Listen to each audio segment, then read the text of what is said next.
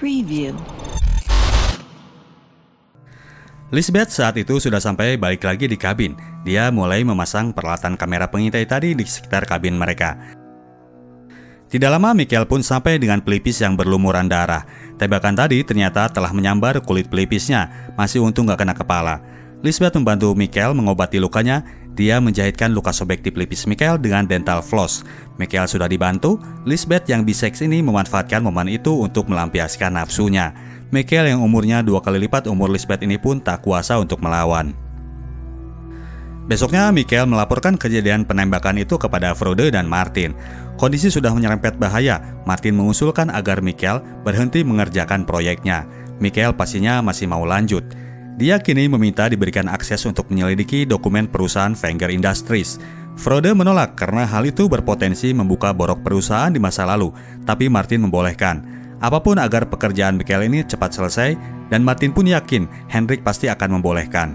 Michael ingin menyelidiki barangkali kasus mereka ada hubungannya dengan kondisi ekonomi di Hedestad di periode menghilangnya Harriet. Maka dari itu meluncurlah Lisbeth menuju kantor Wenger Industries, sementara Michael meneruskan penyelidikannya di rumah.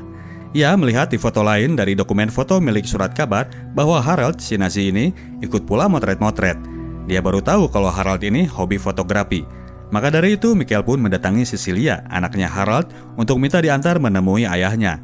Cecilia yang udah gak bicara sama ayahnya ini menolak. Pada akhirnya, Michael terpaksa datang sendiri menemui kakek mantan anggota Nazi Swedia ini. Dia datang ke sana, ternyata orang yang ditakutkannya ini biasa-biasa saja. Di rumahnya yang berkesan gak terurus dan gelap itu, terlihat memang dia memiliki senapan berburu. Tapi dia menerima Michael dan mempersilahkan ia untuk melihat-lihat koleksi fotonya. Kecurigaan Michael pun mulai meluntur. Menurut pengakuannya bahwa sebetulnya dia ini gak tertutup. Orang-orang aja yang emang gak mau singgah katanya. Melihat koleksi foto, Michael tertarik pada sebuah foto. Ada anak yang memakai jas alma mater yang sama seperti yang dilihat di foto paradenya Harriet. Tapi wajahnya agak ngeblur. Michael menanyakan siapa anak itu. Oh, itu anaknya si Gottfried, kata Harald. Sama gak berguna kayak bapaknya. Anak yang ada di foto itu adalah Martin Wenger. Di kantor Wenger Industries, seharian Lisbeth menyelidiki data perusahaan sampai tengah malam. Dan si ibu sekretaris jadi merasa sebel karena disuruh-suruh terus ngambilin dokumen. Lisbeth menemukan pola yang cocok dengan serangkaian pembunuhan berantai yang terjadi pada wanita-wanita dalam list Harriet. Lokasi dari waktu-waktu korban tersebut bertepatan dengan kunjungan-kunjungan yang dilakukan oleh Wenger Industries yang diwakili oleh Gottfried sebagai garda depan perusahaan. Lisbeth menulis nama Gottfried sebagai tersangka dalam list masing-masing korban. Namun ada satu keganjilan yang menyebabkan investigasinya tidak komplit.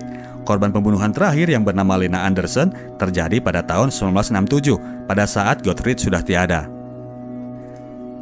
Di rumah, Michael meyakinkan lagi ingatannya. Ia mencocokkan badge yang ada pada jas alma mater dari kedua anak yang ada di dalam foto. Fix, anak yang sedang ada di seberang Harriet pada saat parade itu adalah Martin. Michael melihat keluar kabin ke arah rumah Martin yang ada di puncak bukit pulau tersebut. Dia memutuskan untuk mendatangi rumah itu.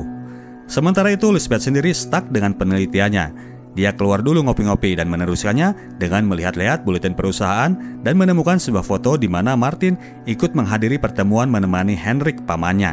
Dalam keterangan foto itu, disebutkan bahwa Martin pada saat tersebut sedang belajar di kota Uppsala, kota di mana korban yang terakhir, Lena Anderson, ditemukan. Lisbeth mencocokkan dengan foto parade milik istri tukang kayu dan dia menemukan kecocokan. Orang yang ada dalam sudut pandang Harriet adalah Martin. Lisbeth segera cabut balik lagi menuju kabin. Michael sendiri sudah berada di rumah Martin. Dia mengambil pisau dapur untuk mempersiapkan diri menghadapi psikopat yang kejam ini. Namun saat itu rumah Martin sendiri dalam keadaan kosong. Michael hendak memeriksa ke sebuah ruangan, namun pintunya terkunci. Saat itu Martin sendiri baru sampai. Michael yang tidak ingin kepergok lagi ngecek rumahnya, langsung melarikan diri mencari jalan keluar. Ketika sampai di luar, Michael terpeleset sehingga akhirnya dia ketahuan juga oleh Martin yang udah curiga bahwa ada seseorang yang telah masuk ke rumahnya. Martin mengajak Michael untuk masuk. Ada pertanyaan yang tadi dititipkan oleh Henrik di rumah sakit katanya. Michael akhirnya terpaksa mengikuti Martin balik lagi ke rumahnya. Di rumah, Martin yang sudah curiga tambah curiga lagi ketika melihat satu pisau dapur tidak ada di rak penyimpanan. Dia kemudian mengambil pistol dan menodong Michael. Wartawan ini disuruh untuk berjalan ke sebuah ruangan basement dengan berada dalam todongan pistolnya. Michael masuk ke ruangan tersebut. Martin memijit sebuah knop yang mengaktifkan semprotan gas bius. Michael pun terjatuh pingsan. Lisbeth sampai di kabin. Dia manggil-manggil Michael, tapi ternyata partnernya ini tidak ada di sana. Dia melihat ke meja kerjanya. Lisbeth menyimpulkan bahwa Michael pun sudah pada kesimpulan yang sama dengannya. Dia lalu memeriksa kamera CCTV-nya. Dia melihat Martin telah masuk ke dalam kabin mereka. Lisbeth bergerak untuk menyusul Michael ke rumah Martin. Di ruang basement rumah Martin, Michael sekarang sedang disekap dan dibelenggu layaknya seekor sapi yang hendak disembelih. Ruang tersebut memang terlihat seperti ruang jagal dengan peralatan yang lengkap dan canggih. Martin duduk di depan Michael dan melakukan pertanyaan-pertanyaan. Sesi itu ia rekam dengan sebuah camcorder. Ia menanyakan bagaimana investigasi Michael bisa mengarah kepadanya. Michael menjawab dari keterangan Martin yang tidak konsisten tentang keberadaannya pada hari H Harriet menghilang, dan ia melihat dalam sebuah foto jas alma mater Martin sama dengan yang dipakai oleh Lena. Martin menyatakan bahwa Lena memang dulu pacarnya. Pembunuhan-pembunuhan yang terjadi itu adalah awalnya karena dia dipaksa membantu oleh ayahnya, dan hal itu dilakukan untuk memuaskan hasrat seksual Gottfried ayahnya tersebut. Pada akhirnya, Martin jadi ikut menikmati. Setelah ayahnya meninggal, dia masih melanjutkan aktivitas sakit jiwa itu, sekalian untuk membasmi imigran-imigran yang dianggapnya tidak berguna. Michael kemudian menyinggung nama Harriet. Martin jadi kaget. Ternyata dia pun tidak tahu dengan keberadaan Harriet, dan dia tidak membunuh adiknya seperti yang diperkirakan. Martin lanjut cerita bahwa dulu itu adalah tugas dia dan adiknya untuk memuaskan ayahnya. Kadang-kadang mereka yang aktif menyentuh, lain waktu mereka yang digagahi.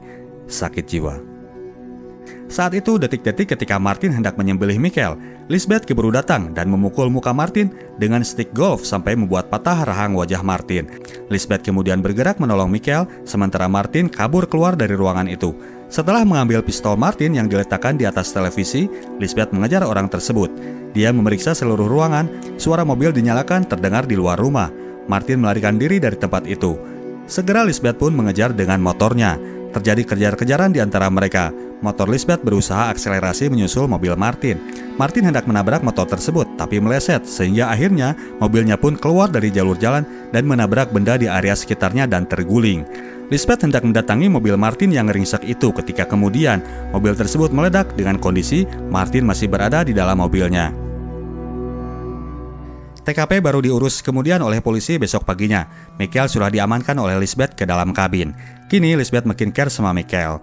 Michael yang salut dengan Lisbeth yang aneh tapi brilian ini mulai bertanya apa yang terjadi dengan dirinya selama ini. Di sini Lisbeth mulai menceritakan sedikit cerita hidupnya yang sangat kelam. Dari umur 12, dia dicap sebagai sosiopat karena kasus percobaan pembunuhan yang dilakukan dirinya terhadap ayah kandungnya yang seorang pemabuk dan sedang melakukan KDRT terhadap ibunya. Sejak itulah ia diurus oleh negara dan terus berada dalam pengawasan legal guardian sampai sekarang umurnya sudah 23 tahun. Mereka pun berbincang, kembali ke laptop. Lisbeth menemukan foto-foto bugil Harriet di basementnya Martin. Keterangan dari Michael, Martin terlihat bingung ketika ia nyebut-nyebut nama Harriet dan marah ketika ia bilang bahwa ia belum berhasil menemukannya. Kesimpulannya, Harriet belum mati seperti yang diduga. Mereka meyakini bahwa satu-satunya orang yang tahu tentang keberadaan Harriet adalah Anita. Oleh karena itu, terbanglah mereka menuju London dengan ditemani grup hacker teman Lisbeth. Teman hacker ini menyadap jaringan internet di rumah Anita di London. Setelah beres instalasi, Michael yang maju kemudian untuk mengabarkan kepada Anita bahwa Martin sudah meninggal. Mereka berharap reaksi dari Anita dengan langsung mengontak Harriet. Dengan demikian, mereka akan mengetahui lokasi Harriet. Anita yang mendengar kabar itu ternyata memang cuek secuek-cueknya. Dia malah mengusir Michael dari pintu rumahnya dan kemudian melanjutkan aktivitasnya belanja online. Sampai larut malam, tidak ada koneksi hubungan keluar dari rumah Anita. Wanita itu malamnya malah sibuk main soliter. Untuk itu, Michael hendak melakukan sebuah manuver. Besoknya, Michael datang secara mendadak mendatangi kantor Anita dan memanggilnya dengan nama Harriet. Akhirnya Anita menyerah. Dia menceritakan segalanya kepada Michael. Anita yang kita kenal ini ternyata adalah Harriet itu sendiri yang dikabarkan hilang. Saat itu, saat hari H dia menghilang, dia melihat Martin ada di seberang jalan dan ia segera pulang menuju rumah dan mengabarkannya kepada Anita, tempat curhatnya selama itu. Mereka kali ini memperkirakan bahwa siksaan terhadap Harriet tidak akan pernah berakhir. Maka dari itu, Harriet harus kabur dari Swedia. Anita memberinya uang dan paspor miliknya dan sore itu, ia pergi dan bersembunyi di kolong basement rumah mereka. Anita menjemputnya esok paginya dan membawa Harriet keluar dari pulau tersebut. Anita menyusul kemudian ke London setelah menikah dengan seseorang sehingga ia bisa memakai nama keluarga suaminya karena nama Anita Wenger sudah dipakai oleh Harriet. Kebetulan mereka berdua sangat mirip dalam pas foto. Dari sejak pelariannya itu, Harriet memang memakai nama Anita sampai sekarang. Anita yang asli sendiri bersama suaminya sekarang sudah meninggal karena kecelakaan. Michael kemudian memperlihatkan foto bugilnya Harriet yang ditemukan oleh Lisbeth di basement rumah Martin. Harriet kemudian bercerita bahwa dari umur 14 tahun, ia diperkosa oleh ayahnya dan dilanjut oleh Martin setelah Gottfried meninggal. Harriet tidak bercerita kepada siapapun karena takut akan sebuah hal yang diperbuatnya. Suatu malam, ayahnya yang lagi mabuk hendak membunuh dirinya. Kali itu ia berhasil lari. Ayahnya yang lagi mabuk itu mengejarnya keluar kabin dan berhasil ia pukul sehingga Gottfried pun terjatuh ke dalam danau dan meninggal. Harrietlah yang telah membunuh ayahnya sendiri, Gottfried. Beberapa hari kemudian, Michael dan Lisbeth menemui Henrik yang kondisinya sudah mulai pulih. Sesuai janjinya, Henrik memberikan data-data mengenai borok Wennerstorm yang bisa dipergunakan oleh Michael untuk memukul balik lawannya itu. Michael saat itu juga membawa sesuatu yang diharapkan oleh Henrik dari Michael. Bukan penemuan tentang sang pembunuh lagi, tapi penemuan sosok Harrietnya langsung. Harriet saat itu datang ke Hedestad untuk pertama kalinya dalam 40 tahun terakhir untuk menemui pamannya yang telah lama merindukan kehadirannya di tengah keluarga Wenger. Kasus Harriet telah terpecahkan, drama ternyata belum usai. Data-data yang diberikan oleh Henrik ternyata tidak cukup untuk bisa membuktikan bahwa Wennerstorm seseorang yang busuk. Michael tidak bisa mempergunakan data tersebut untuk memukul balik lawannya. Lisbeth yang inisiatif menggali informasi tentang Wennerstorm jauh-jauh hari. Begitu ia mendengar kasus Michael terblow up ke media, ternyata telah mempunyai informasi yang berharga tentang musuh Michael tersebut. Lisbeth mempunyai bukti bahwa perusahaan Wennerstorm menjadi tempat pencucian uang dari mafia Rusia, hasil dari perdagangan ilegal senjata selundupan dan narkoba. Semua uangnya disimpan di Bank Cayman Island. Info ini disampaikan Michael kepada Erika, editornya di majalah Millennium. Michael memperlihatkan surat-surat penting dari akun pribadinya Wennerstorm, akuntannya, dan pengacaranya. Semuanya hasil kerja hacking dari Lisbeth. Akhirnya berita tentang penyelewengan keuangan yang dilakukan Wennerstorm Company dimuat lagi oleh majalah Millennium meskipun kembali disanggah oleh bisnismen tersebut. Selanjutnya terserah kepada pihak berwenang yang akan melakukan investigasi. Besoknya ia meminjam uang 50.000 kronor kepada Michael. Katanya ia ada keperluan dan secepat mungkin akan mengembalikannya. Michael setuju untuk memberikan uang tersebut. Uang itu ternyata dipakai Lisbeth untuk melakukan sebuah operasi. Dia belanja peralatan makeup, baju-baju, dan wig untuk makeover dirinya sebagai identitas lain, lalu membuat ID palsu atas nama orang baru tersebut. Kemudian dia terbang ke kota Zurich di Swiss dan mendatangi sebuah bank untuk mencairkan dana yang dimiliki oleh Wennerstorm di Bank Cayman Island itu ke dalam akun bank pribadinya. Atas hasil hackingnya juga yang membuat ia memiliki kode akses untuk mencairkan dana tersebut. Seminggu kemudian berita tersebut muncul. Wennerstorm telah mengosongkan dana miliknya dari Bank Coronenfeld di Cayman Island dan seseorang berambut pirang disinyalir telah mencairkan dana itu. Michael mengenali bahwa orang tersebut adalah Lisbeth. Dia pun keluar dari gedung kantornya. Lisbeth sedang berada di luar dan mengembalikan uang yang ia pinjam. Beberapa hari kemudian, berita mengabarkan bahwa Hans-Erik Wennerstorm ditemukan mati di sebuah hotel di Marbella, Spanyol. Diindikasikan bahwa dia telah dieksekusi oleh sekomplotan mafia. Sepertinya itu adalah mafia Rusia yang mencari uangnya yang hilang dari akun Bank Wennerstorm seperti yang diberitakan sebelumnya. Michael pun lega karena kini masalahnya telah berakhir. Sementara itu, perasaan Lisbeth terhadap Michael makin tumbuh menjadi perasaan cinta. Dia mengakui hal itu kepada Palmgren, orang yang telah membimbingnya sejak dia ABG yang kini sudah lumpuh setelah terkena stroke. Dia bilang bahwa ia kini telah punya teman yang normal yang sesuai dengan kriteria yang diinginkan oleh Palmgren. Hidupnya kini sudah mulai beranjak normal. Menjelang malam Natal, Lisbeth pun telah menyiapkan sebuah hadiah untuk Michael. Dia akan memberikan kejutan itu pada saat malam Natal nanti. Malam Natal pun tiba, Lisbeth dengan sepeda motornya mendatangi jalan samping menuju kantor Michael. Disitulah dia melihat Michael keluar dari kantornya bergandengan tangan dengan Erika, pasangan selingkuh yang sepertinya memang susah untuk lepas. Lisbeth hanya bisa menatap mereka jalan berdua di antara hujan salju dan membiarkan mereka pergi.